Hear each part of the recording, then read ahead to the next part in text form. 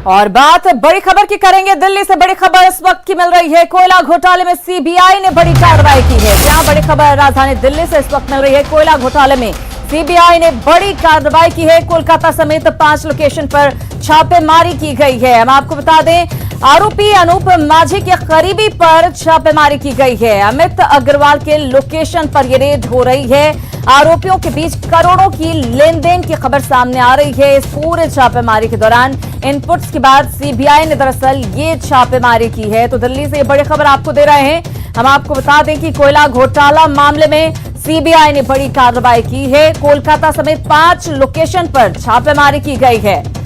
आरोपी अनूप माझी के करीबी के ठिकानों पर दरअसल छापेमारी की गई है। अमित अग्रवाल जो कि करीबी बताया जा रहा है अनूप माझी का, उसके यहां रेड डाली गई है।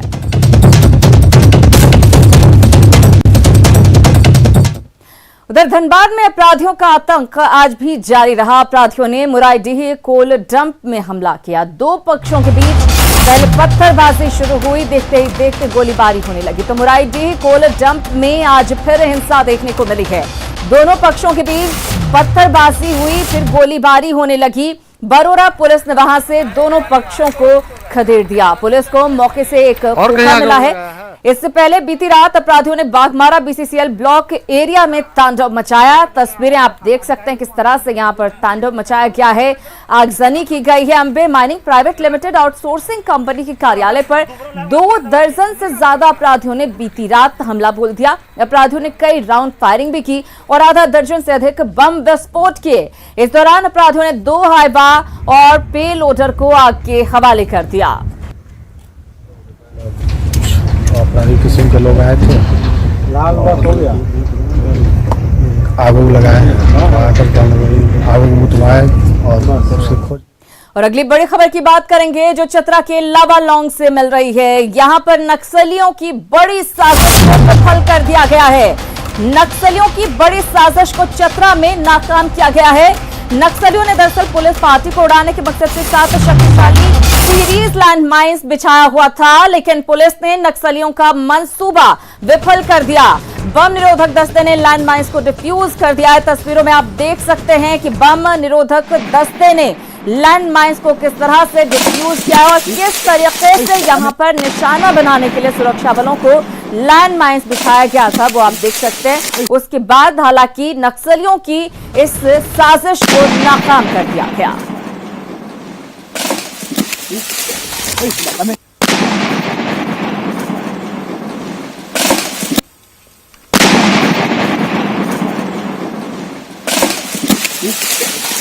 इधर पारा शिक्षक एक बार फिर आंदोलन के मूड में हैं। स्थायीकरण और वेतनमान समेत कई मांगों को लेकर पारा शिक्षक सोमवार को विधानसभा का घेराव करने पहुंचे। पारा शिक्षकों का विधानसभा घेराव 19 मार्च तक चलेगा। पहले दिन राज्य के 5 जिलों गिरिडीह, रामगढ़, देवघर, लोहरदगा और पूर्वी सिंहभूम के पारा शिक्षक विधानसभा का घेराव करते नजर आए।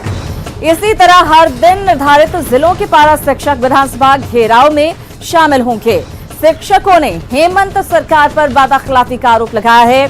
साथ ही मांग पूरा नहीं करने पर उग्र आंदोलन की चेतावनी भी दी है। वहीं पारा शिक्षकों के आंदोलन पर शिक्षा विभाग की नजर बनी हुई है। विभाग ने शिक्षकों को चेतावनी दी है कि अगर कोई शिक्षक बिना उचित कारण स्कूल से गायब रहते हैं तो उनकी सैलरी काट ली जाएगी।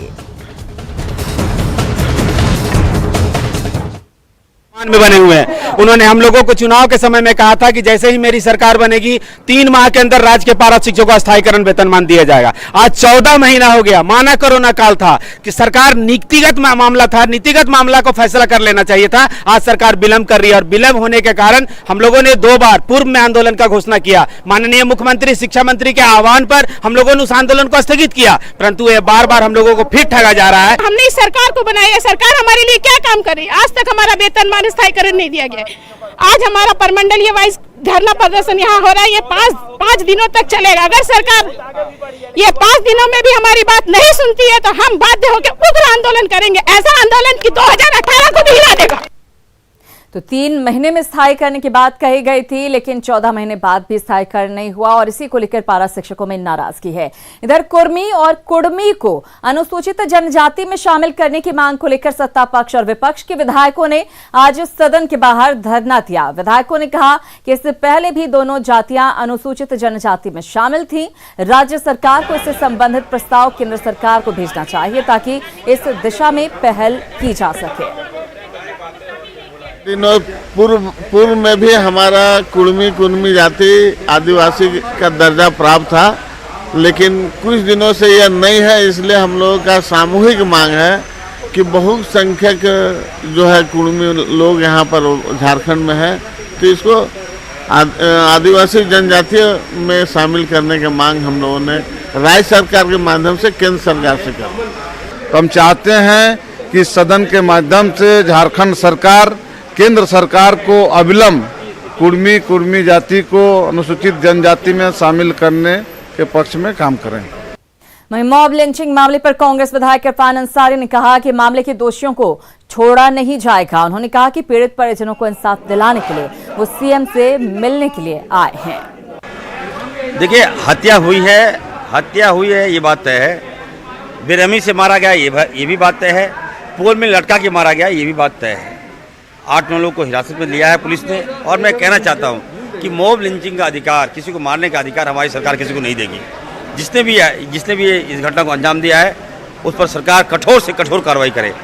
मुख्यमंत्री जी के आदेश पर हम लोग गए थे गाँव, और आज परिवार को लेकर हम आए हैं इंसाफ दिलाने के लिए। मेरा मानना होगा कि जो दोषी है उस पर कठोर कार्रवाई और इस बच्ची को नौकरी और 10 लाख रुपए का मुआवजा।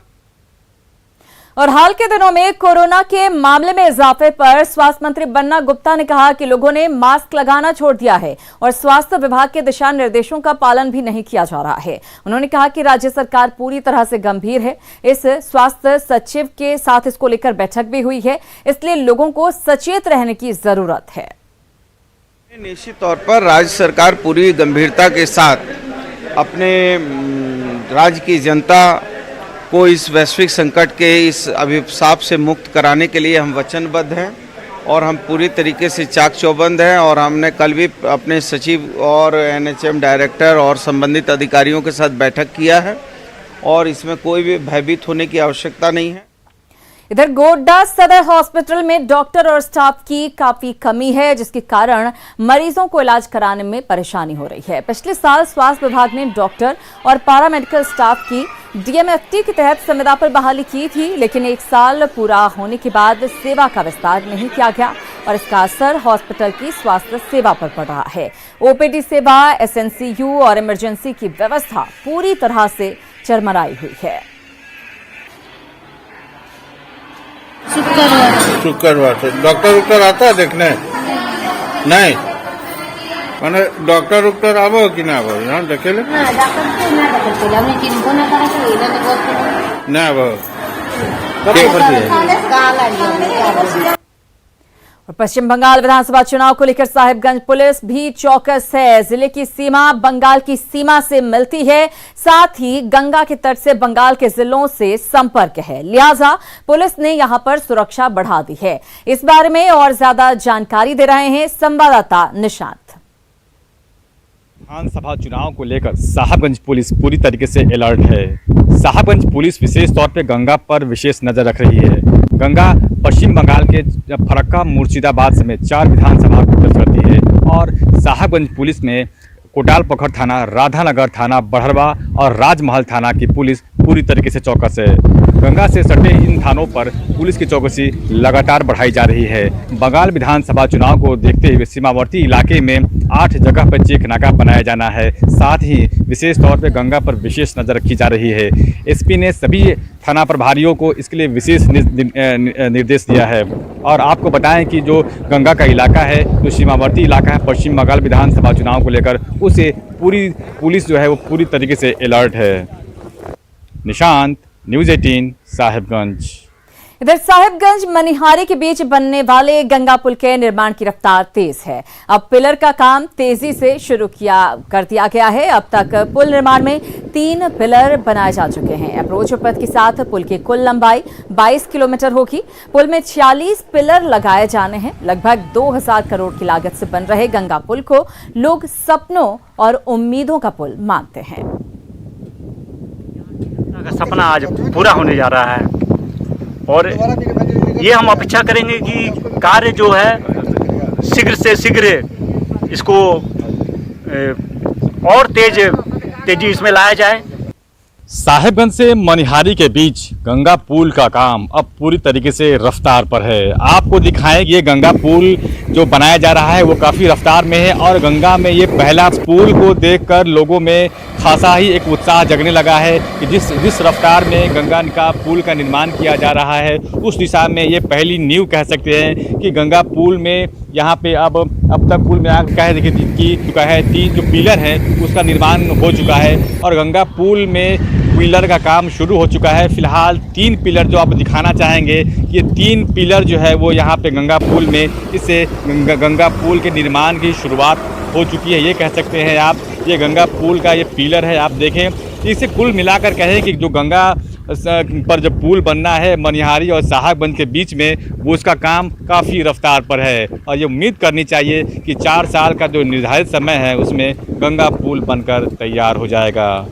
निशांत, न्यूज़ 18, साहिबगंज।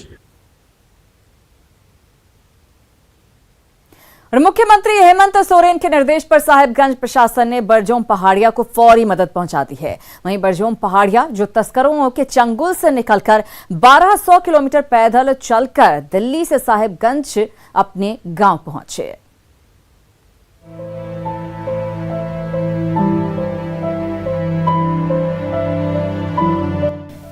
धोखा इतना बड़ा और दर्द इतना गहरा मिला कि बरजोम बामड़ा पहाड़िया नाम का ये शख्स ठीक से उसे बयां भी नहीं कर पा रहा। आप यहाँ से कैसे गए थे? कौन ले गया था आपको? वो नाम ना जानता है। मुफलिसी के मारे बामड़ा को कुछ दिन पहले राजेश ठाकुर नाम का एक शख्स नौकरी के नाम पर दिल्ली ले गया था, मगर ना तो वहाँ इन्हें किसी काम पर लगाया गया, ना ही पेट भरने के लिए कभी खाना मिला। जान सांसत में पड़ी तो बामड़ा घर लौटने का रास्ता ढूंढने लगे, मगर टिकट के लिए जेब में फूटी कौड़ी नहीं थी। लिहाजा रेल ट्रैक के किनारे किनारे पैदल ही दिल्ली से अपने गांव साहिबगंज के आमर भिट्टा के लिए निकल पड़े। जो ले गया था उसका नाम क्या है और क्या चीज कह के आपको ले गया था बाहर? हाँ, राजेश ठाकुर नाम है। क्या बोल के ले गया था आपको? काम करने के लिए। कहाँ काम दिलाने के लिए? दिल्ली में। क्या चीज में? दिल्ली में क्या चीज में काम नहीं, दिल्ली में क्या चीज काम करने के लिए ले गया था? बिल्डिंग। आप ये जानकर हैरान रह जाएंगे कि भूखे पेट 5 महीने तक पैदल चलने के बाद बामड़ा दिल्ली से धनबाद पहुंचे। धनबाद पहुंचने पर रोटी बैंक नाम की संस्था के लोगों की बामड़ा पर नजर पड़ी। फिर रोटी बैंक के सदस्यों ने बस में बिठाकर बामड़ा को उनके गांव भेजा। मामला सोशल मीडिया पर वायरल हुआ तो सीएम हेमंत सोरेन ने ट्विटर पर साहिबगंज प्रशासन को फौरन बामड़ा की मदद का आदेश दिया, जिसके बाद प्रशासन की टीम ने गांव पहुंचकर उन्हें 50 किलो अनाज और 5000 रुपए की मदद राशि सौंपी। प्रशासन की तरफ से इन्हें मनरेगा के तहत रोजगार का भरोसा दिया गया है। मामले की जानकारी लेते हुए हम लोग यहाँ तक पहुँचे हैं। इसमें जानकारी ये प्राप्त हुई है कि बामड़ा पहाड़िया जी के परिवार को, जो कि इनके परिवार में कुल 5 सदस्य हैं, 2 ये अपने दंपति हैं और 3 इनके बेटियां हैं। इन सभी को जो है राशन कार्ड के तहत नाम जुड़ा हुआ है। इनको राशन कार्ड के तहत राशन पीटीजी के तहत जो है पहाड़िया कोटे के डाकिया योजना के तहत राशन इनको मिलता है। पेंशन भी इनकी पत्नी के नाम से स्वीकृत है, जो कि इनको प्राप्त हो रहा है। और बाकी इनको जो है नरेगा के एक्टिव लेबर के तौर पे इनको जो है दर्ज किया गया है। जॉब कार्ड था लेकिन ये काम नहीं करते थे, इनको काम से जोड़ा जा रहा है ताकि इनको पलायन करने से रोका जा सके। बामड़ा तक मदद पहुंचाकर प्रशासन अपनी पीठ थपथपाने में जुटा है, मगर इस कहानी ने झारखंड में भूख और गरीबी से हो रहे पलायन के सच को फिर से सबके सामने ला दिया है। निशांत कुमार, न्यूज़ 18, साहिबगंज। और इसी के साथ जोहार झारखंड में इतना ही, लेकिन न्यूज़ 18 बिहार झारखंड पर खबरों का सिलसिला लगातार जारी है।